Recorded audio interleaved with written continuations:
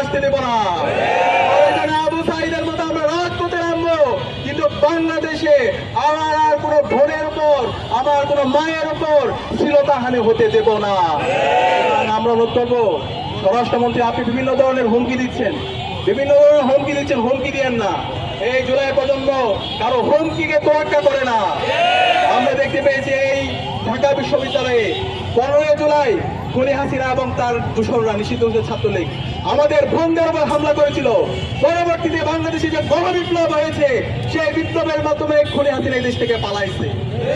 সাবধান করছি, আর কোন আমার মা বোনদের উপর যদি হামলা হয়, আমার মা বোনদেরকে যদি বিভক্ত করা হুমকি দেওয়া হয়, আর কোনো যদি দর্শন হয়, দর্শনের পর যদি বিচার না হয়, তাহলে আমরা আবার রাজপথে নেমে আমরা গণপ্রতিরোধ করে তুলবো ইনশাআল্লাহ।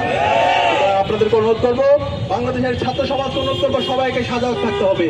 প্রতিটি পাড়ায় পাড়ায়, মহল্লায় মহল্লায়, প্রতিটি স্কুলে, কলেজে, মাদ্রাসায়, বিশ্ববিদ্যালয়ে এই দর্শকদের বিরুদ্ধে প্রতিরোধ কমিটি গড়ে তুলতে হবে। দর্শকদের যেখানে পাওয়া যাবে তাদেরকে ধরে থানায় দিতে হবে, তাদেরকে প্রকাশ্যে বিচারের আওতায় নিয়ে আসতে হবে। ইনশাআল্লাহ আমরা জুলাই প্রজন্ম ঐক্যবদ্ধভাবে বাংলাদেশে ইনসাফ কায়েম করব।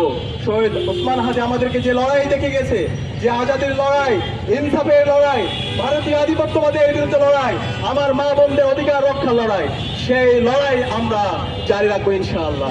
সেই লড়াইয়ে সবাইকে নেতৃত্ব দেওয়ার জন্য উদাত্ত আহ্বান জানিয়ে আজকে আমি আমার কথা এখানে শেষ করছি।